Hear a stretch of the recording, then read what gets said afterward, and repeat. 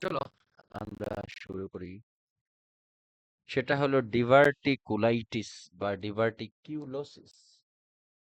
আচ্ছা, আমরা ulcerative colitis এবং ক্রনস ডিজিজ এই দুইটা দেখেছিলাম। আমরা একটা জিনিস বলেছিলাম, আলসারেটিভ কোলাইটিস এবং ক্রনস ডিজিজের ভিতরে একটা ভেরি ইম্পর্টেন্ট একটা পার্থক্য হলো আলসারেটিভ কোলাইটিস পুরো ইন্টেস্টাইনেই হতে পারে, কিন্তু ক্রনস ডিজিজ ইন্টেস্টাইনের জায়গায় জায়গায় হয়, পুরোটাই হয় না। ধাপ মানে কোনো সাইডে হয় কোথাও হয় না, এরকম আর কি। মানে যেখান থেকে শুরু হয় এরপরে নিচে থেকে পুরোটাই হতে থাকে এরকম। আর ক্রস কি হয়, এই সিকামে হতে পারে, আবার ট্রান্সভার্স কোলনে হতে পারে, এরকম আর কি। ঠিক আছে, এরকম আর কি। তো এই জায়গায় হতে পারে, এটা তো আমরা এর আগেও জানি। তো এবার আসি হলো, আমরা আরেকটা প্রবলেম পড়বো, সেটাকে বলা হয় হলো ডিভার্টিকিউলোসিস বা ডিভার্টিকুলাইটিস। মানে কি, ইন্টেস্টাইনের ভিতরে এরকম ছোট ছোট এটা ইন্টেস্টাইনের ভিতরে থাকে হলো ডিভার্টিকুলা, এটা থাকে অল টাইম। কিন্তু ডিভার্টিকুলার ভিতরে আরো বেশি গর্ত হয়ে এবং ইনফ্লেমড হয়ে যায়, এটাকে বলা হয় ডিভার্টিকুলাইটিস। বুঝছো, এই যে এরকম থাকে ইন্টেস্টাইন, এই যে দেখো, এই যে গোল গোল যে ইয়েগুলা থাকে না, এটাকে বলা হয় ডিভার্টিকুলা। এই যে গোল গোল গোল গোল এগুলার ভিতরে এগুলা, এই গোল গোল এগুলা যখন তোমার ইনফ্লেমড হয়ে যায়, সেটাকে বলা হয় ডিভার্টিকুলাইটিস। এই যে দেখো ভিতরে গোল গোল থাকে।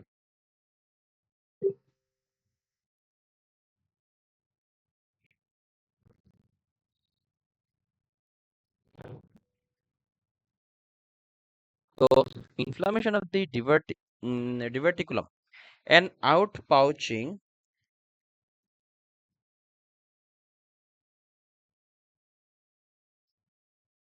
mm,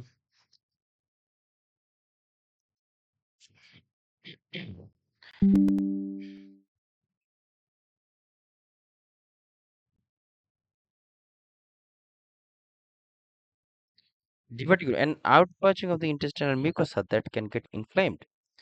ওই যে গোল গোল বা তোমার কি বলে থলির মতন একটা দেখতে দেখে, বাট আসলে থলি না, দেখ স্ট্রাকচারটা থলির মতো, সেই জায়গায় ইনফ্লেমড হয়ে যায় এবং পিরিয়ডিক্যালি কি বলে periodically inflamed হয়, most frequent in sigmoid colon হয়।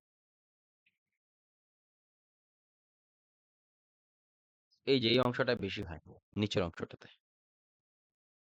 সবচেয়ে বেশি হয় এই জায়গায়।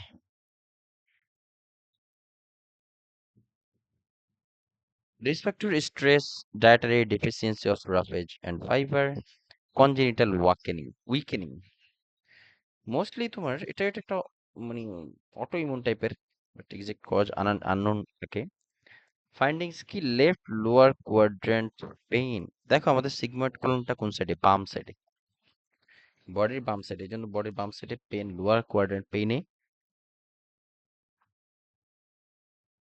ইনফ্লামেশন ইন্ডিকেট করলে এটা ধারণা করা হয়। পেন ইনক্রিজ উইথ কফিং এন্ড স্ট্রেনিং। এবং আরেকটা জিনিস কি, এগুলো হয় অনেক সময় যারা যখন নিয়মিত ফাইবার জাতীয় খাবার না খায়, তাদের কিন্তু এটা হতে পারে। এবং কাশি দিলে এবং কনস্টিপেশন থাকলে তখন এই জিনিসটা, পেনটা আরো বাড়ে। Alternative constipation, diarrhoea with blood and mucus in stool. এরকম হলে তোমার পেশেন্টের কখনো কনস্টিপেশনও দেখা যায়, কখনো আবার ডায়রিয়া দেখা যায়, এবং ডায়রিয়ার সাথে ব্লাড স্টুল দেখা যায়। Palpable tender rectal mass, etc. nausea, vomiting, flatulence, elevated temperature, abdominal distension, etc. Temperature বাড়লে যেহেতু ইনফ্লামেশন হয়ে যায়। Management, diet modification like high residue diet for diverticulitis, low residue diet for colitis, no seeds for diverticulosis or diverticulitis. Like আচ্ছা, কেন এই লাইনটা important? হ্যাঁ, no seed for diverticulosis or diverticulitis, এই জিনিসটা ইম্পর্টেন্ট। কেন? দেখো, এই এই যে আমাদের এই আউট পাউচ বা একটা থলির মতো যে অংশগুলো থাকে না ইন্টেস্টাইনের, এগুলো যখন ইনফ্লেমড হয়ে যায়, তখন এই এই এই মানে আউট পাউচের ভিতরে বীজ জাতীয় খাবার, বিশেষ করে বীজ জাতীয় খাবারের যে বীজ, বিশেষ করে ধরো আমরা অনেক সময় সব এই ওয়াটারমেলন, আই মিন তরমুজের সব কি চাবায়া খাইতে পারি, অনেক সময় বীজ সহ খেয়ে ফেলি, তাই না? এই বিশেষ করে মেলন টাইপ বা যা মানে সিডস লাইক ফ্রুটস বা খাবার যেটাই বলি না কেন, এরা এই সিড গুলা এটার ভিতরে ঢুকে এটা এটা ব্লক হয়ে যায়, এই যে এটার ভিতরে ঢুকে থাকে এই ডিভার্টিকুলাম বা ডিভার্টিকুলোসিসের ডিভার্টির ভিতরে, ডিভার্টিকুলামের ভিতরে ঢুকে থাকে, ঢুকে ইনফ্লামেশন, একে তো ইনফ্লাম আছে অলরেডি, এরপরে আবার এই ফরেন বডি ঢুকে এখানে আরো বেশি প্রবলেম বাড়ায় দেয়। এই জন্য ভেরি ইম্পর্টেন্টলি এখান থেকে কোশ্চেনটা আসে, no seeds for diverticulosis or diverticulitis, like melon watermelon হয়ে যাবে এগুলো আর কি। ঠিক আছে, এই জায়গা থেকে মূলত এটাই আসে। বাল্ক ফর্মিং ল্যাক্সেটিভস ব্যবহার করা হয়, antibiotics, anticholinergic surgery in severe cases, temporary or permanent colostomy. এরপর ছিল টক্সিক মেগাক্লোন, এখানে যদিও নাই, আরেকটা প্রবলেম আছে যেটাকে টক্সিক মেগাক্লোন বলে। টক্সিক মেগাক্লোন, আমাদের যে কোলন আছে, আমাদের যে কোলন আছে ইন্টেস্টাইনাল কোলনটা মানে কি বলে ইনফ্লেমড হয়ে যায়। কিভাবে হয় দেখো, টক্সিক মেগাক্লোন কিন্তু নিজে কোনো একটা রোগ না, এটা অন্য রোগের কমপ্লিকেশন হিসেবে আসে। হ্যাঁ, বলতেছি, টক্সিক মেগাক্লোনের life threatening condition characterized by abdominal distension, fever and shock symptoms. কারণটা কি? Ulcerative colitis, Crohn's disease, western disease etcetera, এই কারণে হয়। এবং এই toxic megacolon, I repeat, toxic megacolon নিজে কোনো ডিজিজ একা একা হয় না, এটা অন্য ডিজিজের কমপ্লিকেশন হিসেবে তৈরি হয়। Ulcerative colitis, Crohn's disease long time ট্রিটমেন্টের আওতায় না আসলে তখন এই প্রবলেমগুলো হয়। ঠিক আছে।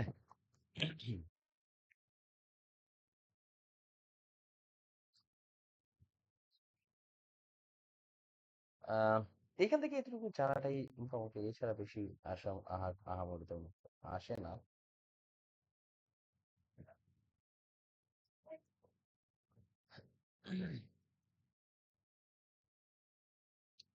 এরপর আসি হলো আইবিএস বা ইনফ্লামেটরি বাওয়েল ডিজিজ বা বাওয়েল সিনড্রোম, আইবিএস বা আইবিডি বলা হয় অলসো। আচ্ছা, এটার মূলত প্রবলেম হলো ফাংশনাল বাওয়েল ডিজিজ, এই ফাংশনাল প্রবলেম। হ্যাঁ, ক্রনস ডিজিজ নাকি আলসারেটিভ কোলাইটিস, কোনটাতে আমরা স্ট্রাকচারাল চেঞ্জ হয় মনে আছে বলছিলাম, কোনটাতে স্ট্রাকচারাল চেঞ্জ হয়? হ্যাঁ, Crohn's cross disease structure. Structural change হয়, হ্যাঁ, ইন্টেস্টাইন স্ট্রাকচার চেঞ্জ হয়ে যায়। আর আলসারেটিভ কোলাইটিস ফাংশনাল প্রবলেম বা আইবিএস ও ফাংশনাল প্রবলেম। হ্যাঁ, also called spastic bowel disease. It's a functional bowel disorder. Unlike other chronic inflammatory disorders, there are no anatomical changes of the GI mucosa, characterized by abdominal cramps, bloating, and diarrhea, alternating with constipation. এই তোমার এই IBS হলে কখনো দেখা যায় constipation থাকে, কখনো পেট খারাপ হয়ে যায়, এরকম ঠিক ঠিকানা নাই। Symptoms worsen with stress or infection, no known cause মানে আননোন কজ, এই জন্য অটোইমিউন ড্রাগ ব্যবহার করা হয় খুব কমনলি। স্ট্রেস ম্যানেজমেন্ট করতে হয়, dietary modification, lactose free, fructose restricted, rich in fibre etcetera খাবার খাওয়ানো হয়, অ্যান্টি ডায়রিয়ালস অর ল্যাক্সেটিভস।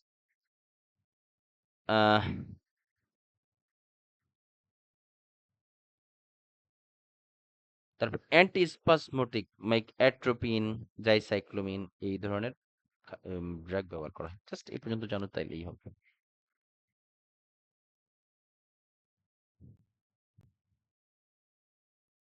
দেখো, এই ফ্রুক্টোজটা থাকে কোন ধরনের খাবারে? ফ্রুক্টোজটা আমরা কোত্থেকে পাই জানো? ফল জাতীয় ফল, ফল আছে না, ফলের ভিতরে থাকে ফ্রুক্টোজ, আর গ্লুকোজ থাকে হলো মানে খাবার জাতীয়, অবশ্যই ফলো খাবার, বাট ভাত, আটা এগুলাতে থাকে হলো গ্লুকোজ, তারপরে বিস্কুট টিস্কুট এগুলো থাকে গ্লুকোজ, আর ফলে থাকে ফ্রুক্টোজ। ঠিক আছে, এই জন্য ফল জাতীয়। এই জন্য কনস্টিপেশনের রোগীকে আপেল দেওয়া যাবে না, আপেলে ইয়েস, ফ্রুকটোজ থাকে। Yes, very good. দেখো আসলে একই জিনিস একটু অল্টারনেট ভাবে থিঙ্ক করতে হয় আর কি। একটু আগে দেখো, ওই যে একটু আগে আমরা একটা জিনিস পাইলাম যে seed restricted diet, seed restricted মানে কি, যেসব খাবারে বিচি থাকে ওগুলা দেয়া যাবে না। এখন এটা এক কথায় অনেক খাবার বুঝাইছে। আমি বলছি ওয়াটারমেলন, এখন এমন তো হইতে পারে প্যাশন ফ্রুটও হইতে পারে, যেটা ওটা বীজ সহই খাইতে হয়। তারপরে হইতে পারে বিচি আলা কলা, এই জাতীয় খাবারগুলোকে খাওয়া যাবে না। এখন এটা কোনটা যাবে এটা বলা যায় না, বাট একটা ওভারঅল একটা ধারণা দেয়া হয় যেটা অ্যানফ্ল্যাক্সে তোমার কাজে দিবে, এরকম আর কি।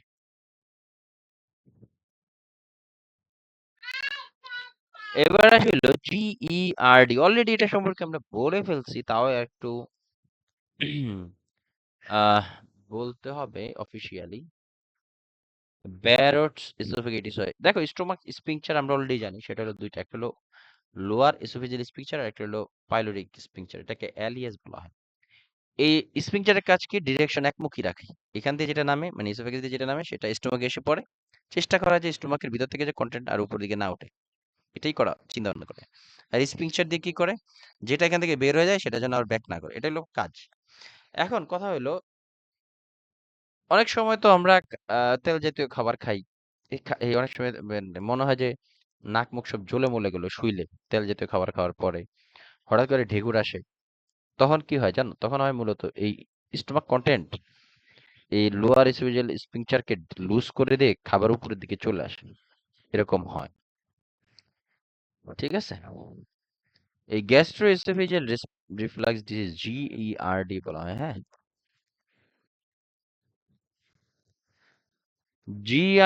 আচ্ছা, এটা না। তাহলে এটা কি হয় আসলে মূলত, backflow of gastric contents into esophagus due to incompetent lower esophageal sphincter, pyloric stenosis or reduced gastric motility। মানে কি, দেখো লোয়ার esophageal sphincter উপরের যে অংশটা, এটা যদি কোনো কারণে লুজ হয়ে যায়, ডিউ টু এনি রিজন, এটা যদি কোনো ঠিকমতো টাইট না করতে পারে, তার পাইলোরিক স্পিংচার নিচের স্পিংচারটা যদি ঠিকমতো না করে, অথবা এই স্টোমাকের যে নাড়াচাড়া করে এটাও যদি কোনো কারণে স্লো হয়ে যায়, তার ফলে এই GERD গ্যাস্ট্রোইসোফেজিয়াল রিফ্লাক্স ডিজিজটা হয়। ফাইন্ডিংস কি, পাইরোসিস, বুক জ্বালা পোড়া করে। কারণটা কি, এটা লুজ থাকলে এই খাবারগুলা যেহেতু অ্যাসিডিক কন্টেন্ট, এটা উপরের দিকে চলে আসে, একদিনে কি জ্বালা পোড়া করে, নো, বারবার বারবার উপরের দিকে উঠে আস্তে আস্তে এই যে কোনো সময় ঘা হয়ে যায়, তখন ঘা হয়ে যাওয়ার পরে জ্বালাটা বেশি অনুভব করে, বুঝছো, এটাকে বলা হয় পাইরোসিস। এরপরে ডিসপেপসিয়া, ইনডাইজেশন আর রিগার্জিটেশন, খাবার বারবার উপরের দিকে উঠে আসে, এটাকে বলে রিগার্জিটেশন। হাইপার স্যালারিন, বেশি বেশি লালা তৈরি হয়। ম্যানেজমেন্ট কি, administer medication as order, like antacids, anti acid ব্যবহার করা হয় যাতে নিউট্রালাইজ থাকে।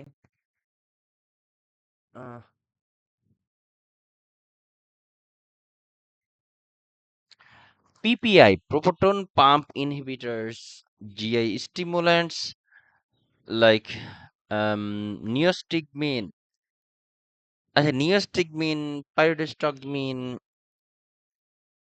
বিথানিকল, এগুলা আমরা কোন জায়গায় পড়ছি বলতে পারবা পাইসানো, এই নিওস্টিগমিন বিশেষ করে মাইস্থেনিয়া গ্রাভিস, এরা আমাদের এই জিআই স্টিমুলেন্ট, নিওস্টিগমিন, বেথানিকল, মেটোক্লোরপ্রামাইড। মাইস্থেনিয়া গ্রাভিসে দেন আবার? হ্যাঁ, মাইস্থেনিয়া গ্রাভিসে নিওস্টিগমিন, পাইরোডোস্টিগমিন এগুলো খুবই কমনলি ব্যবহার করা হয়, এটা ওই জাতীয় ড্রাগ। এরা এই ড্রাগগুলো মূলত এখানে কি কাজ করে, এরা আমাদের লোয়ার ইসোফেজিয়াল যে স্পিংচার অ্যালিয়াস এটাকে টাইট করে দেয় এবং গ্যাস্ট্রিক এমটিংটাকে বাড়ায় দেয়। অ্যালিয়াস টাইটেন লোয়ার স্পিংচার এবং স্পিডাল গ্যাস্ট্রিক এমটিং, মানে কি, এরা এটাকে এই জায়গাটা আরো টাইট করে রাখে এবং এই যে গ্যাস্ট্রিক কন্টেন্টটাকে ইজিলি এখান থেকে বের করতে সাহায্য করে।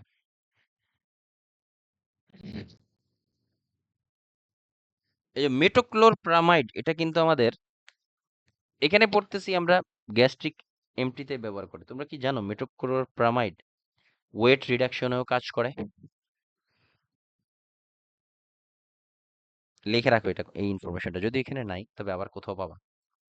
কারণ এটা যত দ্রুত স্টোমাক থেকে বের করে দিবে সেটা তত দ্রুত আবার ইন্টেস্টাইন থেকেও বের হয়ে যাবে। অ্যাবজর্পশন প্রসেসটাকে অনেক দ্রুত, মানে অ্যাবজর্পশনটাকে ডিলে করা দেয় এবং দ্রুত বডি থেকে যখন খাবারটা দ্রুত বের হয়ে যাবে তখন সে কম অ্যাবজর্ব করবে, এটাই স্বাভাবিক। এইভাবেও ওজন কমায় দেয় এই মেটোক্লোরপ্রামাইড, পাবা। তারপরে আসে হলো এই নিওস্টিগমিন, এটা কিন্তু খুব কমনলি মাইস্থেনিয়া গ্রেভিসে ব্যবহার করা হয়। তারপরে আসে হলো এই যে বেথানিকল, এটা কিন্তু ইউরিনারি কোলিনার্জিক হিসেবে ব্যবহার করা হয়, কোলিনার্জিক। মেটোক্লোরপ্রামাইড এটা খুবই কমনলি তোমার গ্যাস্ট্রিক এমটিতে ব্যবহার করা হয়। Surgery as indicated like Nissen's foundation কি ফান্ড অ্যাপ্লিকেশন, নিসেন্স ফান্ড অ্যাপ্লিকেশনটা হলো এই যে এটা তোমার এই জায়গায় আলাদাভাবে একটা, মানে এই আলাদাভাবে একটা লেয়ার দিয়ে টাইট করে দেওয়া হয় যাতে যেটা নামবে তো নামবে, এখান থেকে আবার ব্যাক করতে পারবে না, পরে দিকে ব্যাক করতে পারবে না। এটা আলাদা প্রেশার টেস্ট করা।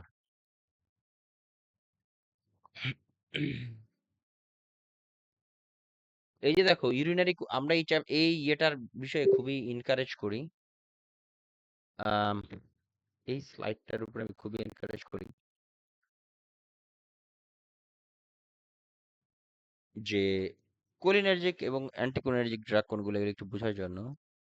ইউরিনারি কোলিনার্জিক মানে যেসব ড্রাগগুলা ইউরিন বের করতে সাহায্য করে, যদি তুমি এখানে নাও জানো যে বেথানিকল তোমার জিইআরডি তে ব্যবহার করা হয়, সমস্যা নেই। তবে তুমি যদি এটা না জানো যেটা কোলিনার্জিক ড্রাগ তাহলে প্রবলেম আছে।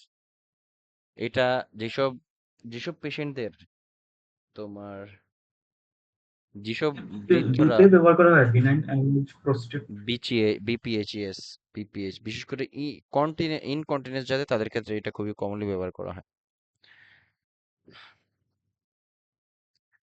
তো কোলিনার্জিক ড্রাগ মানে কি বডির ওয়াটার ধরে রাখতে সাহায্য করে, সরি ওয়াটার রিলিজ করে দিতে, যারা অ্যান্টিকোলিনার্জিক বডির ওয়াটার ধরে রাখে, লাইক অ্যান্টিকোলিনার্জিক লাইক প্রোপানথিলিন ব্রোমাইড, এটা হলো ইউরিনারি অ্যান্টিকোলিনার্জিক। অক্সিবিউটিনিন, সলিফিনাসিন, ট্রলটন, এই ড্রাগগুলা অ্যানফিল্যাক্সে কোনো না কোনো সাইড দিয়ে আসেই, আমি দেখছি। ঠিক আছে, তবে অ্যান্টিকোলিনার্জিক ব্যবহার করা হয় না কারণ এরা আরো বেশি লোয়ার এসিফেজিয়াল প্রেশারটাকে আরো বেশি ডিক্রিজ করে দেন, স্লো গ্যাস্ট্রোক্যাম্পটিং, এই জন্য অ্যান্টিকোলিনার্জিক ব্যবহার করা হয় না।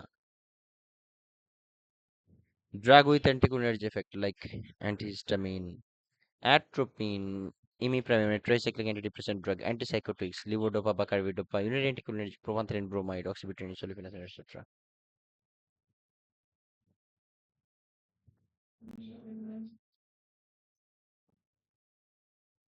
লো ফ্যাট ডায়েট, ইয়েস, দেখো লো ফ্যাট ডায়েট কেন? তেল জাতীয় খাবার খায় দেখো কেমনটা লাগে। যদি এই প্রবলেম, যাদের আলসার বা গ্যাস্ট্রিকের প্রবলেম আছে, আরো বেশি বাইরে যায় না। সিম্পল লো ফ্যাট ডায়েট এই জন্য। হাই ফাইবার ডায়েট, তারপরে আসে হলো তারপরে avoid caffeine, chocolate, tobacco, carbonate beverage. দেখো এগুলো এদের সবার কিন্তু অ্যান্টিকোলিনার্জিক এফেক্ট থাকে। ক্যাফেইন, চকলেটের ভিতরে ক্যাফেইন থাকে না, টোবাকোতে নিকোটিন থাকে, কার্বোনেটেড বেভারেজ এগুলোতেও কিন্তু ক্যাফেইন থাকে। এদের কিন্তু এই ক্যাফেইন জাতীয় বা ক্যাফেইন এই ধরনের ড্রাগের, এরা স্মুথ, কি বলে, মানে মাসেলকে স্মুথ করে দেয় এবং গ্যাস্ট্রিক কন্টেন্ট গুলাকে ব্যাকফ্লো করতে সাহায্য করে। এই জন্য এই খাবারগুলোকে অ্যাভয়েড করতে বলা হয়। বিশেষ করে শুধু এটাই না, যাদের তোমার আলসার বা গ্যাস্ট্রিক জাতীয় সমস্যা আছে, গ্যাস ফর্ম করে যাদের, তাদেরকে কফি, তারপরে এই যে কার্বোনেটেড বেভারেজ, চকলেট, এই জন্য খাবারকে অ্যাভয়েড করতে বলা হয়। মাথায় রাখো। Avoid eating and drinking 2 hours before bed time. কারণ তুমি যত বেশি ফ্ল্যাট পজিশনে শুয়ে থাকবা তত বেশি স্টোমাক গ্র্যাভিটি কারণে স্টোমাক ব্যাক ফ্লো করতে পারে, এটা খুবই স্বাভাবিক। Avoid eating and drinking 2 hours before bed time, elevate head of bed to prevent কি back flow, simple. Avoid anticholinergic কারণ এরা গ্যাস্ট্রিক কন্টেন্টকে স্লো করে দেয়।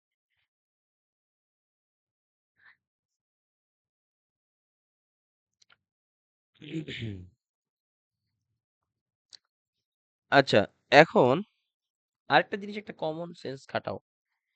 তাহলে কারো যদি এরকম জিআরডি হয়ে থাকে, তাহলে কি আমরা তাদেরকে কোন ধরনের খাবার রেকমেন্ড করলে ভালো হয়? রিকারেন্ট স্মল ফিডিং নাকি large feeding at a time, কোনটা? যদি এখানে লেখা নাই, একটু কমন সেন্স খাটাও দেখি। লার্জ ফিডিং হবে। Large feeding. হ্যাঁ, লার্জ ফিডিং। আচ্ছা, স্মল ফিডিং দিলে তো রিজার্জিকেশন হবে। যেটা আচ্ছা, কিন্তু দেওয়া ভাইয়া। আমি তোমাকে বলি, দেখো, এই জিনিসটা একটু বোঝার চেষ্টা করো। বেশি খাবার খেলে এই ফ্রিকোয়েন্ট হবে যে। স্মল ফ্রিকোয়েন্ট ফিডিংটা খুব কাজে দেয় এই ধরনের পেশেন্টদের ক্ষেত্রে। স্মল ছোট ছোট খাবার কিন্তু হ্যাঁ ভাইয়া, কিছুক্ষণ সেটা পরে ভালো। পরে খাবে, ওইটা অল্প খেলে অল্প অ্যাবজর্ব হয়ে অল্প বের হয়ে যাবে। আর তুমি যদি লার্জ ফিডিং একত্রে অনেক খাবার খাওয়ায় দাও, বা পেশেন্টকে বেশি খাবার দেওয়া হয়, বা পেশেন্ট যদি বেশি খেয়ে ফেলে, ওইটা ব্যাক ফ্লো করার চান্স থাকে বেশি। অল্প খাবে, অল্প অ্যাবজর্ব করে ফেলবে, অল্প বের করে দেবে, এটাই থাকে। এই জন্য একটু ইমাজিন করবা যে এই ধরনের গ্যাস্ট্রোতে সবসময় ওইটাই দেওয়া হয়, যে স্মল ফিডিংটা ইন্টারভালে। শুধু ডাম্পিং সিনড্রোমের ক্ষেত্রে আপনার মানে লার্জ খাবারগুলো প্রেফার করে। যে ডাম্পিং সিনড্রোম এখনো আসেনি, তবে আসবে ইনশাল্লাহ। বলতেছি। এখানে স্মল ফিডিংটা দেওয়া হয়, স্মল ফ্রিকোয়েন্ট ফিডিং। কারণ কি, তোমার যত কম খাবার, তত উপরে যাওয়ার পসিবিলিটি কম, তত দ্রুত স্টোমাকটা থেকে বের হয়ে যাবে। ঠিক আছে, এই আরেকটা জন্য। হচ্ছে avoid lying down immediately after eating. Yes, হ্যাঁ, এটা এই জন্য খাবার পরে সরাসরি দ্রুত শুয়ে যাওয়া যাবে না। ঠিক আছে, হ্যাঁ ভাই, এটা অনেক কোশ্চেন আসছে ভাই যে শোয়া যাবে। এক্সেপ্ট ডাম্পিং সিনড্রোম, এক্সেপ্ট হ্যাঁ, ডাম্পিং আছে ডাম্পিং বিপরীত। সিনড্রোমে উল্টা বলা হয় যে আপনি শুয়ে থাকেন খাওয়ার পরে। ডাম্পিং সিনড্রোম একটু পরেই পাবো আমরা। এবার আসলে gastritis, inflammation the stomach, inflammation and breakdown of normal gastric protective barriers with subsequent diffusion of hydrochloric acid into the gastric lumen can lead to hemorrhage, ulceration, and adhesion of the gastric mucosa, affect approximately 50% of adults.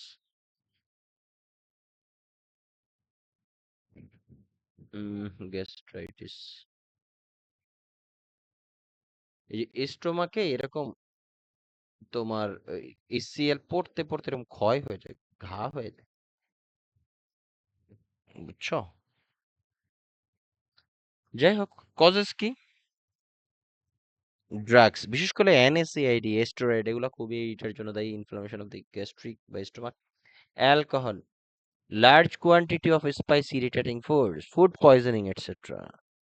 Findings কি? Anorexia, vomiting, sorry anorexia, vomiting, তারপরে belching, belching মানে burping, মানে ঢেকুর উঠে আর কি, বারবার ঢেকুর উঠে, বার্পিং।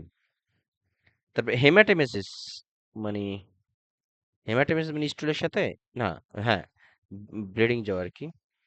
এপিগ্যাস্ট্রিক টেন্ডারনেস, তারপরে decrease haemoglobin and haematocrit, endoscopy and gastric analysis confirm the diagnosis. Medical management কি? অ্যান্টিএমেটিক এবং অ্যান্টাসিডস। নার্সিং ম্যানেজমেন্টটা আসে বেশ কয়েকটা জিনিস, না NPO until able to tolerate the foods fluids and bland diet. Bland শব্দের অর্থটা হলো no spicy food, non irritating, non spicy, এগুলো হলো ব্ল্যান্ড ডায়েট। ঠিক আছে, bland diet. Maintain fluid electrolyte balance, avoid food and drugs such as coffee, spicy foods, alcohol, NSAID, steroids, etc. এটা very very important, এই জিনিসটা আসে। শুধুমাত্র এখানে আমরা অনেক স্টোমাক রিলেটেড বা ইন্টেস্টাইন রিলেটেড প্রবলেম পড়তেছি, সবগুলোতে দেখবে স্পাইসি এবং কি বলে কফি, অ্যালকোহল, তারপরে নিকোটিন, এই জাতীয় খাবারকে অ্যাভয়েড করতে বলা হয়, ক্যাফেইন যুক্ত খাবার। এবার আসলে পেপটিক আলসার ডিজিজ।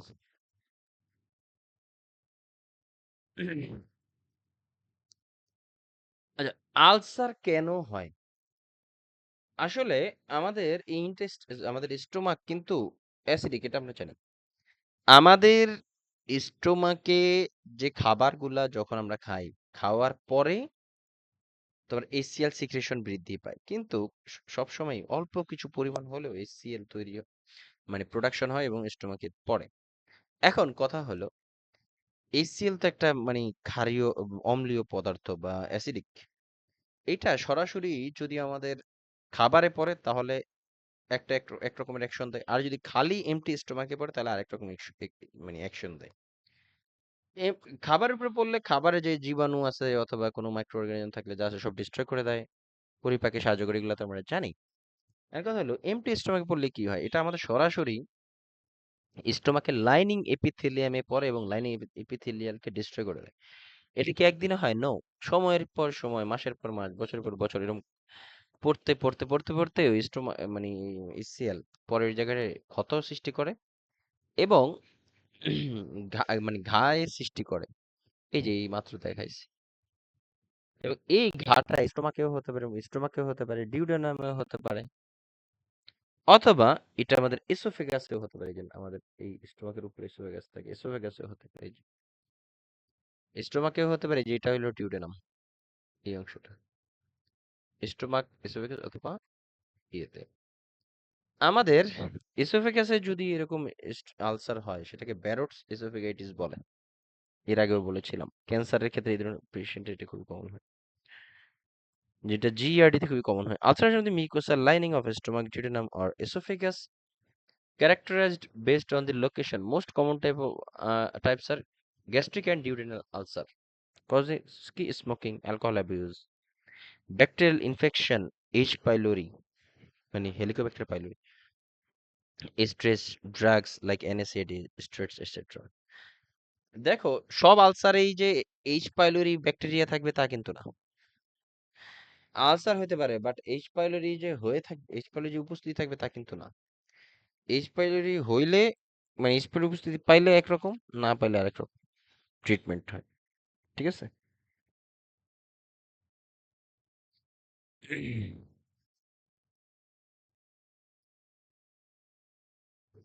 এবার আসি হলো গ্যাস্ট্রিক আলসার এবং ডিউডেনাল আলসারের পার্থক্যটা জানাটা খুবই জরুরি এবং কোশ্চেন এটা অনেক সময় পার্থক্য দিয়ে আসে বুঝার জন্য।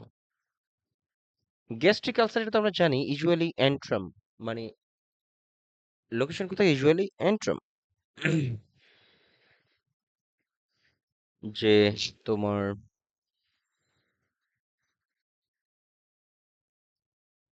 কেন অ্যান্ট্রামে হয় এটা আমি বলছিলাম এর আগে বলছিলাম, একটু গেস করতে পারবা কেউ অ্যান্ট্রামে কেন হয়? কারণ অ্যান্ট্রামেই HCl উৎপন্ন হয়। HCl এবং ইন্ট্রিনসিক ফ্যাক্টর অ্যান্ট্রামেই তৈরি হয় কিন্তু, হ্যাঁ, ইন্ট্রিনসিক ফ্যাক্টর লিখে রাখতে পারো। অ্যান্ট্রাম কিন্তু স্টোমাকের নিচের অংশ, হ্যাঁ, মাথা রাখতে হবে।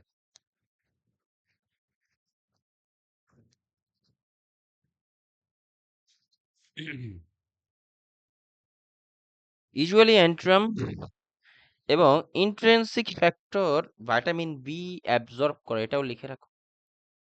Vitamin B12, I repeat, intrinsic factor এবং হাইড্রোক্লোরিক অ্যাসিড আমাদের স্টোমাকের অ্যান্ট্রামে মানে লোয়ার স্টোমাকের লোয়ার পোর্শনে উৎপন্ন হয় এবং এই ইন্ট্রিনসিক ফ্যাক্টর কিন্তু ভিটামিন B12 অ্যাবজর্ব করে।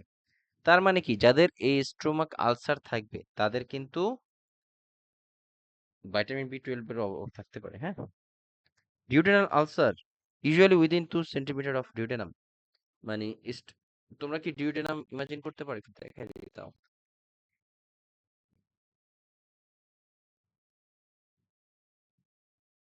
এই যে দেখো, এই যে লোয়ার, এটা হলো পাইলোরিক, এই যে হলো অ্যান্ট্রাম, এই যে এই অংশটাকে বলা হয় অ্যান্ট্রাম। এই কার্ভে এইটুকু হলো অ্যান্ট্রাম, এটা হলো ডিউডেনাম। এই স্টোমাকের পরে, লোয়ার স্টোমাকের পরে তোমার 1 থেকে 2 ইঞ্চি অংশটা এই জায়গায় স্টোমাকের এই অংশটা বেশি হয় ডিউডেনাল আলসার।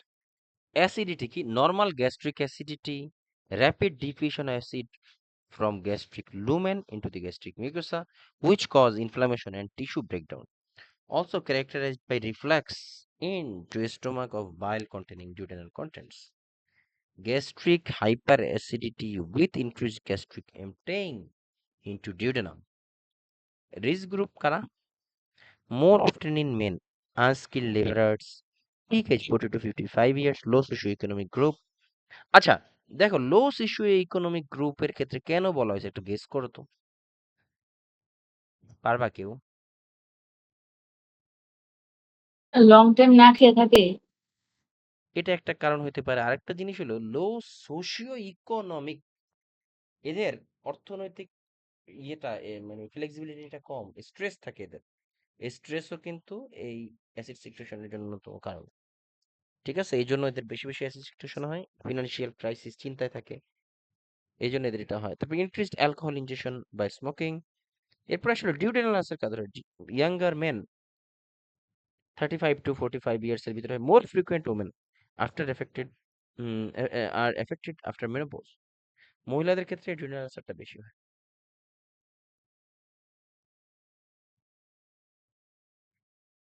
তার পেইন, দেখো pain mid or left epigastrium sharp pain থাকে। দেখো মিড টু লেফট এপিগ্যাস্ট্রিয়াম, কারণ স্টোমাকটা কিন্তু এই দিকেই থাকে। আর এটা duodenal ulcer mid epigastrium burning or cramping pain, জ্বলে যায়। ঠিক আছে, তারপরে relation to diet, pain occurs. আচ্ছা, এটা খুবই ইম্পর্টেন্ট, এই লাইনটা আমি অনেকবার পেয়েছি, লাল কালি দিয়ে হাইলাইট করে দেওয়া হয়েছে। দেখো, pain occurs 1 to 2 hours after meals, pain worsen with intake of food. দেখো কেন, এটা বোঝার জরুরি।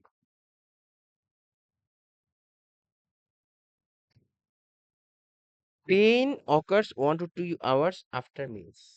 দেখো এটা হলো গ্যাস্ট্রিক আলসার। এইখানে যখন খাবারটা থাকে, ঠিক আছে, খাবারটা থাকার পরে এই খাবারটা কি হয়, এডিউডেনাম দিয়ে বের হয়ে যায়। ঠিক আছে, ভালো করে খেয়াল করো, খাবারটা এখানে থাকে, খাবারটা খাওয়ার পরে এখান থেকে এসে মানে উপর থেকে তো আসে, আসার পরে এখানে এসে এখান থেকে বের হয়ে যায়। এবং যখন এটা বের হয়ে যায় মানে স্টোমাক খালি হয়ে যায়, তার 1 থেকে 2 ঘন্টা পরে এই পেইনটা হয়।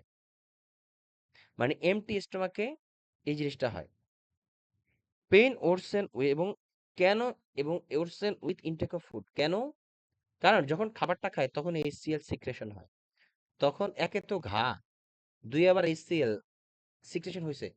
তো খাবারের সাথে ওই এইচসিএল মিশে এই জায়গায় আগে তো ক্ষত ছিল, এই জায়গায় ব্যথা, মানে ব্যথা শুরু করে, এটা তো বুঝছি না। এবং এই ব্যথাটা 1 থেকে 2 ঘন্টা পর্যন্ত চলতে থাকে। On the other hand duodenal আলসারে কি হয়, এখান থেকে তো খাবারটা বের করে ফেলে, এখান থেকে খাবারটা মানে যতটুকু কাইম বা যতটুকু মেকানিক্যাল ব্রেন না, যত কেমিক্যাল ব্রেকডাউন যতটুকু হোক না কেন, তারপরে যখন ডিউডেনামে আসে, ডিউডেনামে আসার পরে ডিউডেনামের থেকেও তো ডিউডেনামে আসার পরে ডিউডেনামে তো বিভিন্ন ওই যে বিভিন্ন ধরনের অ্যাবজর্পশন হয়, লাইক অ্যামাইলেজ লাইপেজ ট্রিপসিনোজেন আসে তোমার প্যানক্রিয়াস থেকে, তারপরে বাইল আসে তোমার গল ব্লাডার থেকে, এগুলা সে ডিউডেনামে এসে কাজ করে। এখন কথা হলো, এই যে কাজ করে, কাজ করার পরে এইখানে তোমার আবার ব্যথা শুরু হয়। এবং তাহলে মেইন ইম্পর্টেন্ট দুইটা জিনিস কি, পেইন, পেইন কখন হবে, যদি খাবার 1 থেকে 2 ঘন্টার ভিতরে ব্যথাটা থাকে, সেটা হলো stomach pain, I mean stomach ulcer, মানে পেপটিক আলসার। আর যদি এই ব্যথাটা প্রায় 2 থেকে 4 ঘন্টা পর্যন্ত স্টে করে, তাহলে সেটা হলো ডিউডেনাল আলসার, ভেরি ইম্পর্টেন্ট। এবং পেইন রিলিভড বাই ইটিং, দেখো ভেরি ইম্পর্টেন্ট লাইনটা, পেইন রিলিভ বাই ইটিং, এটা খুবই খুবই খুবই ইম্পর্টেন্ট এবং এই জিনিসটা খুবই কমনলি আসে কোশ্চেনে। রিলেশন টু ডায়েট, স্টোমাক কালচারে কি হয়, খাবার খাওয়ার পরে ব্যথাটা হয় এবং 1 থেকে 2 ঘন্টা পর্যন্ত স্টে করে ব্যথাটা। কারণটা কি, স্টোমাকের অ্যান্ট্রামেই তো তোমার এই এসিএল সিক্রেশন হয়, এবং এটা ক্ষত যেহেতু ওই জায়গায় থেকে তোমার মানে যতক্ষণ থাকে ততক্ষণই ওই এসিএল সিক্রেশন করতে থাকে এবং ব্যথার উপদ্রব ততই বাড়ে। আর ডিউডেনাল আলসারের ভিতরে পার্থক্য, খাওয়ার 2 থেকে 4 ঘন্টা পর পর্যন্ত যদি ব্যথা থাকে, তাহলে সেটা হলো duodenal ulcer. Meals at night, রাত্রেবেলা হয়, তবে মোস্টলি আমি পাইছি টাইমটা দিয়ে যে 1 ঘন্টা ব্যথা নাকি 2 ঘন্টা ব্যথা নাকি 3 ঘন্টা ব্যথা থাকে এটার, এবং খাবার খাইলে ব্যথাটা কমে যায়। এটা ভেরি ইম্পর্টেন্ট। হ্যাঁ, দেখো, ওয়েট, পেপটিক আলসারে ওয়েট লস হয় আর ডিউডেনাল আলসারে ওয়েট গেইন হয় কেন? দেখো, যেই পেশেন্ট খাবার খেলে এই জায়গায় ব্যথা হয়, সে কি খাবার খাবে? বারবার খাবার খেতে চাবে? নো। এই জন্য তার ওয়েট লস হয়। আর ডিউডেনাল আলসারে কি হয়? খাবার খাইছে কিন্তু তার 2 থেকে 4 ঘন্টা পরে ব্যথা আসবে, এই জন্য সে খাওয়ার পরে তোমার এই কি বলে ওই এই 2 থেকে 4 ঘন্টা পরে যখন ব্যথা হয়, এই জন্য কি করে যে তোমার খাবার খায় এই ব্যথা কমানোর জন্য। দেখো এখানে একটা ইম্পর্টেন্ট লেখা ছিল লাইন, কেন পেন রিলিভড বাই ইটিং। এইখানে কেন খায়? ব্যথা খাবার খেলে যেহেতু ব্যথা কমে পেশেন্টের ডিউডেনাল আলসারে, এই জন্য সে খাবার খেয়ে ব্যথাটাকে কমায় রাখে, এই জন্য তার ওয়েট গেইন করে। On the other hand, peptic আলসারে খাবার খাওয়ার ফলে ব্যথা বাড়ে, এই জন্য সে খাইতেই চায় না। বোঝা গেছে সবাই? এটা কিন্তু ভেরি ইম্পর্ট্যান্ট ফাইন্ডিংস। কি বলি, সবাই কি বুঝতে হ্যাঁ পেরেছো? ভাইয়া। ইম্পর্টেন্ট কিন্তু। হ্যাঁ। হ্যাঁ, এবার আসি হলো কমন, দেখি কোনো স্লাইড বাকি আছে কিনা। এই ফাইন্ডিংসটা ভেরি ইম্পর্টেন্ট, কোশ্চেন অনেকবার আসে। এবার কিছু কিছু ইয়ে টার্ম আছে, একটু আমরা দেখে নেই। যে হেমাটেমেসিস মানে vomiting blood, hematochezia bright blood in stool, fresh blood, bleed to melena, যেগুলো পারো কিছু কিছু, দরকার নেই আর। কমন ফাইন্ডিংস কি? এপিগ্যাস্ট্রিক পেইন থাকবেই, তার ব্লোটিং, হেমাটেমেসিস, ব্লোটিং, তার মেলেনা।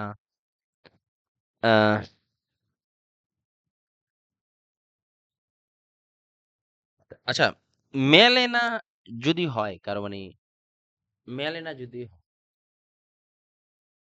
এটা সাধারণত আপার জিআই ব্লিডিং নাকি লোয়ার জিআই ব্লিডিং ইন্ডিকেট করে বলো তো?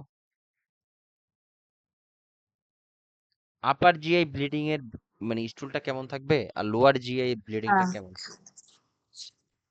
ব্লাড হ্যাঁ, লোয়ার দিয়ে বিল্ডিং মেলে না। হুম, বলো। আপার হবে আপার।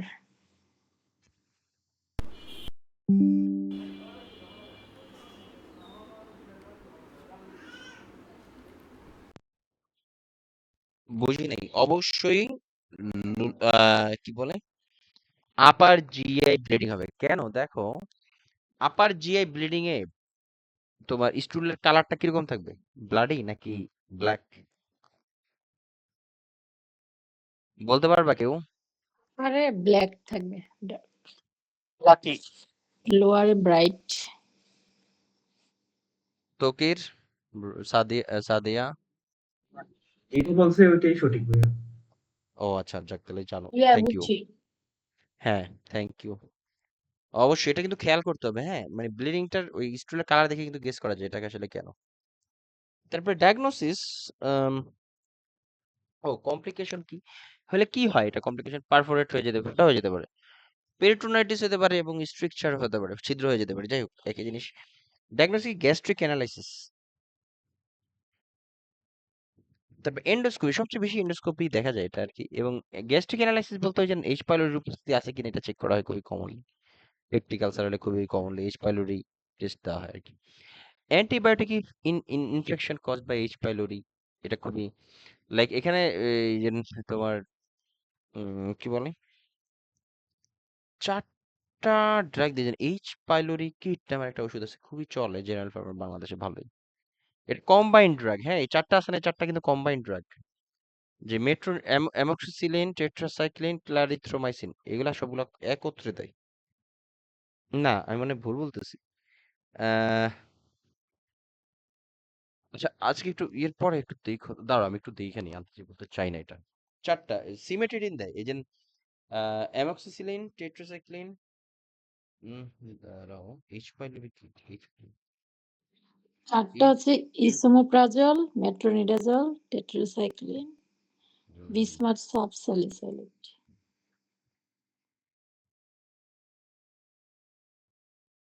H pylori kit.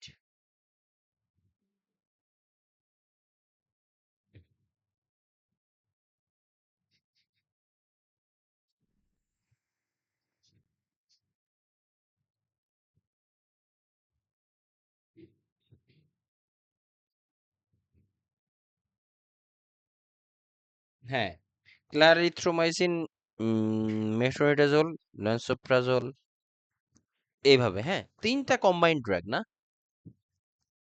অ্যামক্সিসিলিনও দেওয়া হয়, টেট্রাসাইক্লিন অ্যামক্সিসিলিন দেওয়া হয়, এটা কোনো ব্যাপার না। হ্যাঁ, এইভাবে। ট্রিপল থেরাপিতে তিনটা, ইসোমোপ্রাজল, অ্যামোক্সিসিলিন, ক্লারিথ্রোমাইসিন। হ্যাঁ, এটা হলো তোমার ওই যে অনুযায়ী, কোম্পানি অনুযায়ী এক এক গ্রুপের ব্যবহার করে, তবে এটা কম্বাইন্ড ড্রাগ দেয়, খুব ভালো কাজ করে। এরপর আসলে অ্যান্টিহিস্টামিন ব্যবহার করা হয়।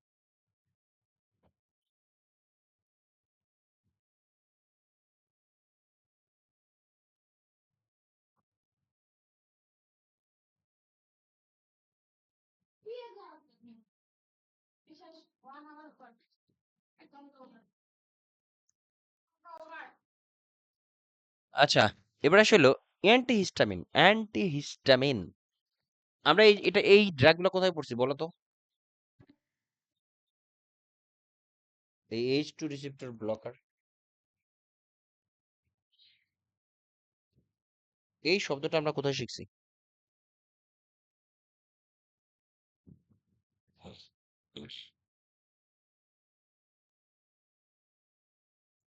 আমরা কি রেসপিরেটরির কথা মনে আছে? হ্যাঁ, ওই যে আগের ব্রঙ্কোডাইলার। চ্যাপ্টারেই পড়ছি। জি, অ্যান্টিকোলিনার্জিক ইফেক্ট থাকে এদের। ঠিক আছে, H2 রিসেপ্টর অ্যান্টাগনিস্ট বা H2 রিসেপ্টর ব্লকার, এরা সিক্রেশন অফ গ্যাস্ট্রিক অ্যাসিড কমায় দেয়, ডিক্রিজ সিক্রেশন। লাইক কি এই সিমেটিডিন, রেনিটিডিন, এই যে রেনিটিডিন কেন ব্যবহার করে? অ্যান্টি অ্যান্টি অ্যান্টাসিড, অ্যান্টাসিড না, আই মিন গ্যাস্ট্রিকে, কারণ এরা সিক্রেশন কমায় দেয়। ফ্যামোটিন, নিজাটিডিন, সকটিডিন, তারপরে bismuth citrate, ranitidine, bismuth citrate, এগুলো খুবই কমন, কারণ এটা HCl সিক্রেশনটা কমায় দেয় এই জন্য।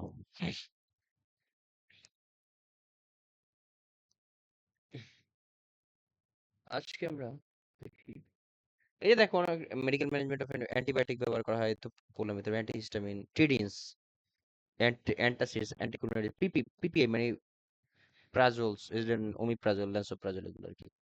প্রোস্টাগ্ল্যান্ডিন, মিউকোসাল প্রোটেক্টিভ, এগুলো আর কি। এই যে triple therapy, right, esomeprazole, amoxicillin, clarithromycin. আবার এই অ্যামোক্সিসিলিনের জায়গায় অন্য ড্রাগ টেট্রাসাইক্লিন ব্যবহার করতে পারে, মানে মিলানো থাকে, বুঝছো? আবার কোয়াড্রিপল দিয়ে ইসমোপ্রাজল, মেট্রোনিডাজল, টেট্রাসাইক্লিন, বেসমাথ সালিসাইলেট, এরকম। ওই যে হেলিকন কিট যেটা বললাম না, ওইটা মূলত এইভাবেই বানানো। তারপর আবার এইভাবেও করা হয় যে ranitidine, metronidazole, tetracycline, bismuth salicylate, etcetera. এই জিনিসটা খুবই গুরুত্বপূর্ণ। দেখো, অ্যান্টিহিস্টামিন এরা সিক্রেশন কমায় দেয়, মানে ACL এর সিক্রেশন কমায়। অ্যান্টাসিড কি করে? অ্যান্টি অ্যাসিড, এটা নিউট্রালাইজ করে দেয়, অ্যাসিডের যে ফাংশনটাকে নিউট্রালাইজ করে দেয়। অ্যান্টিকোলিনার্জিক সিক্রেশন কমায় দেয়, প্রোটন পাম্প ইনহিবিটর সিক্রেশন কমায় দেয়, তারপর প্রোস্টাগ্ল্যান্ডিন অ্যানালগ, প্রোস্টাগ্ল্যান্ডিন এরাও সিক্রেশন কমায় দেয়। একটা জিনিস দেখো, একমাত্র পেপটিক আলসারের ডিজিজের ভিতরে একমাত্র অ্যান্টাসিডই তোমার নিউট্রালাইজ করে, আর বাকি সবগুলা সিক্রেশন কমায়। জিনিসটা এটা একটা কোশ্চেনে পাইছিলাম, এই জন্য বলে দিলাম।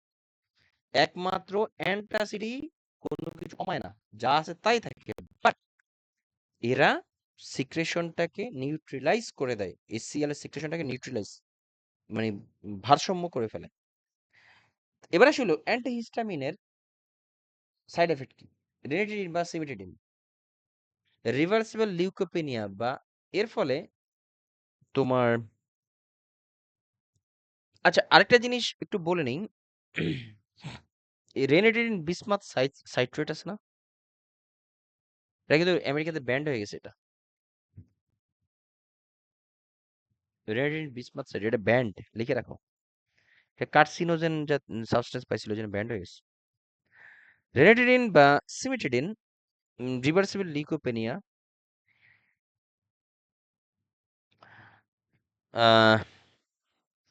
এরপরে রিভার্সিবল লিউকোপেনিয়া হয় মানে কি পিরিয়ডিক ব্লাড মানে সিবিসি এবং রেনাল বা হেপাটিক ফাংশন চেক করতে হয় রিনেটিডিন সিবিটিডিন খেলে কেন তোমরা কি মনে আছে যে থিওফিলিন থিওফিলিন খেলে তোমার অ্যান্টিহিস্টামিন জাতীয় খাবার খেলে ওই থিওফিলিনের থেরাপিউটিক রেঞ্জ বেড়ে যায় মনে আছে বলছিলাম ব্রঙ্কোডায়ালেটরের একদম প্রথম পেজে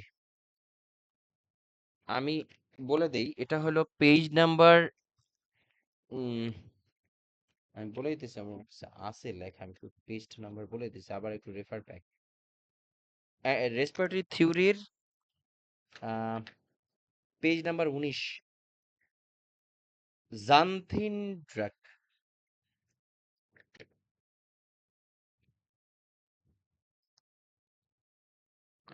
জানথিন ড্রাগের সাথে রেনেটিডিন সিমেটিডিন এই জাতীয় ড্রাগগুলা মানে কি মানে এই যে H2 রিসেপ্টর ব্লকার ড্রাগগুলা যদি খাওয়া হয় তাহলে তাদের থেরাপিউটিক লেভেল বেড়ে যায় পেজ নাম্বার রেসপিরেটরি থিওরির পেজ নাম্বার 19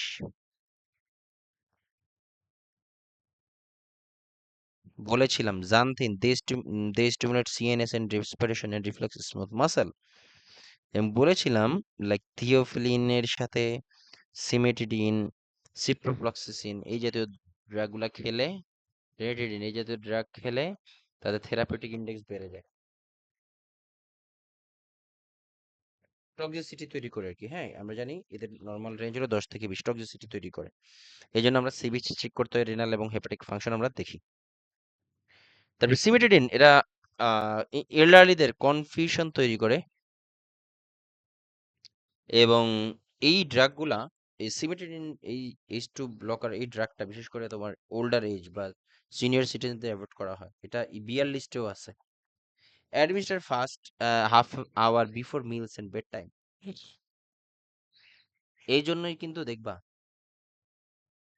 তোমার মানে গ্যাসের ওষুধ খাবার আগে খেতে পারো রেডিন absorption not affected by food antacid কি এটা আচ্ছা একমাত্র মানে গ্যাসের যে কটা ওষুধ আছে একমাত্র অ্যান্টাসিডই খাবারের পর দিতে হয় কারণ এটা নিউট্রালাইজ করে আর বাকি সবগুলা খাবারের আগে লিখে রাখতে পারো একমাত্র অ্যান্টাসিড খাবারের আগে পরে দিতে হয় অ্যান্টাসিড আর বাকি সব খাবারের পরে act by neutralizing acid stomach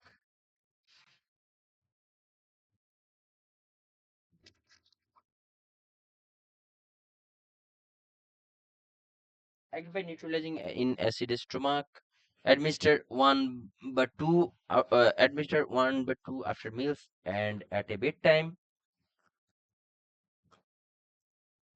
মানে একবার বা দুইবার after meals আর কি হ্যাঁ separate by at least 1 hour from other drugs yes other drug থেকে এটাকে অ্যাভয়েড করে রাখা হয়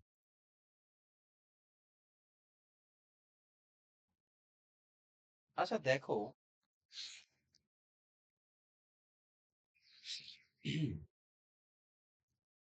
আহ কেন 1 থেকে 2 ঘন্টা পর মানে 1 থেকে 2 ঘন্টা পর মানে কি মানে হইলো খালি স্টোমাক মানে এমটি স্টোমাক এই অ্যান্টাসিড ড্রাগগুলা যখন মানে স্টোমাক থেকে যখন খাবারটা চলে যায় তখন পেইন তো থাকে এটা যদি পেপটিক আলসারের পেইন হয় তাহলে 100% পেইন 1 থেকে 2 দিনের ভিতরে হবেই তো এটা যখন তোমার এই পেইনটা হয় তখন এই অ্যান্টাসিড ড্রাগটা তোমার এই যে কি বলে যেই এই সিলটা নিচে পড়ে বা পরে সারফেসে এটাকে নিউট্রালাইজ করতে এই জন্য 1 থেকে 2 ঘন্টা পর দেওয়া separate by at least 1 hour from other এবং সকল ওষুধ থেকে অ্যাভয়েড করে দেওয়া হয় তাহলে কি হয় যে তাহলে কি হয় এটা যেমন একটা টাইম HCl এর ফাংশনটাকে নিউট্রালাইজ করে দেয় অন্যান্য ড্রাগ গুলাকেও নিউট্রালাইজ করে দেয় এই জন্য আদার্স ড্রাগ থেকে অ্যাভয়েড করা হয় আমরা এর আগেও বলেছিলাম এই অ্যান্টাসিড যদি মানে এই ড্রাগ নিচের ড্রাগগুলো সব হলো antacid type, aluminium containing antacid like aluminium hydroxide, তারপরে কি বলে অ্যালুমিনিয়াম সাইট্রেট, এই জাতীয় ড্রাগ এগুলা অ্যান্টাসিড হিসেবে খাইলে খেতে হয় মানে 1 to 2 hours after the meals. আর যদি এটা যদি খাবারের সাথে খাওয়া হয় তাহলে এটা কোন ধরনের ড্রাগ হিসেবে কাজ করে বলো? এইটা বলবা হলো তৌকির, পারবা এটা? এটা এর আগেও বলছিলাম। অ্যান্টাসিড হিসেবে খাবার যদি, আগে হ্যাঁ বলো। খাবার আগে খাইলে ওই যে কি ব্রেন জানি হয়ে কি বাইন্ডার বলে আর কি ভুলে গেছিলাম। Phosphate binders. Phosphate binders. Phosphate binder. হ্যাঁ, এই ড্রাগ গুলাই খাবারের সাথে খেলে অনেক সময় আমাদের দেখো না যে অ্যান্টাসিড খাই কিন্তু কাজ হয় না, এই কারণ হলো এটাই। খাবারের সাথে খেলে তো এটা ফসফেট বাইন্ডার হিসেবে কাজ করবে, ফসফেটটাকে সেই স্টিলের মাধ্যমে বের করে দিবে।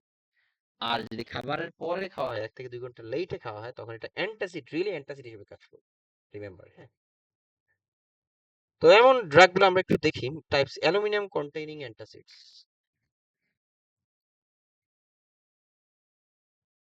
like aluminum hydroxide, the only antacid choice of patients with renal failure.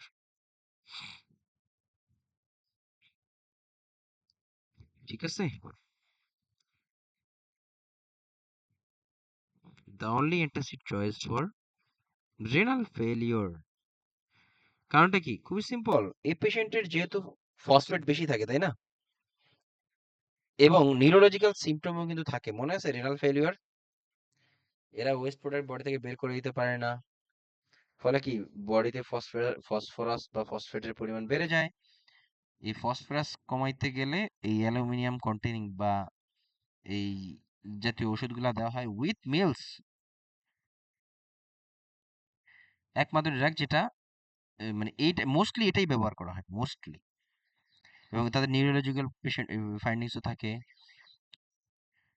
এবং ফসফেট বাইন্ডার হিসেবে এটা খুবই কমনলি ব্যবহার করা হয় রেনাল ফেলিওর, তখন ওইটা খাবার সাথে দিলে তখন এটা ফসফেট বাইন্ডার্স এর মতো কাজ করে, রেনাল ফেলিওর পেশেন্টদের খুবই কমনলি ব্যবহার করা হয়।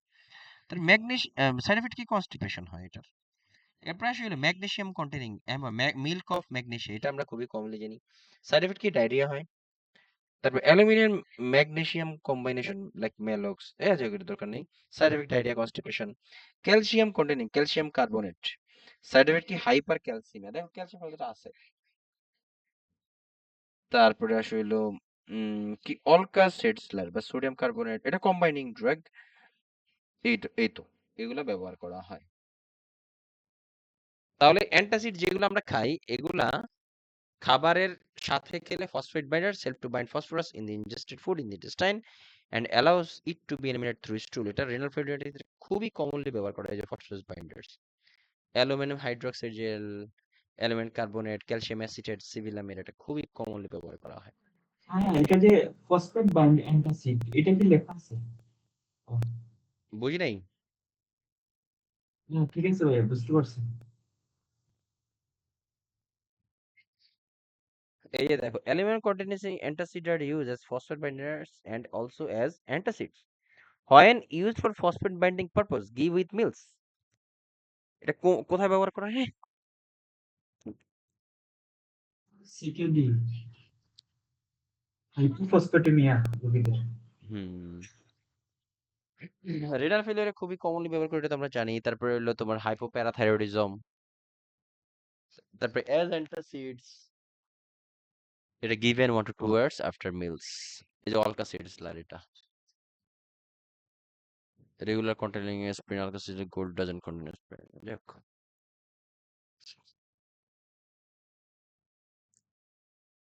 আসলে অ্যান্টিকোলিনার্জিক, এটা ডিক্রিজ ভ্যাগ, মানে এটা কি মানে বডির সিক্রেশন কমায়, decrease vagal stimulation and parietal cells and decrease gastric secretion. Example কি? Atropine, dicyclomine, glycopyrrolate, panthelin bromide, etc.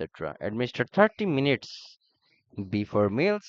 Side effects বা নার্সিং কনসিডারেশন কি? ড্রাইনেস, মানে সব অ্যান্টিকোলিনার্জিক এফেক্ট থাকবে, ওই যে সব ড্রাই হয়ে যাবে। Eyes, mouth, urinary retention, constipation. Orthostatic hypotension may allow hard candy, ice chips, sips of water to decrease dry mouth। Encourage voiding before medication admit. Yes, তাহলে কি হবে? ওই ইউরিনটা আর ব্লাডারের ভিতরে আটকে থাকবে না, যদি আগেই ওষুধ খাওয়ার আগে যদি সে ইয়ে করে ফেলে। তারপরে আসি হলো কয় মিনিট আছে, চলো আমরা একটু 5 মিনিটের একটা ব্রেক নিই, হ্যাঁ 5 মিনিট।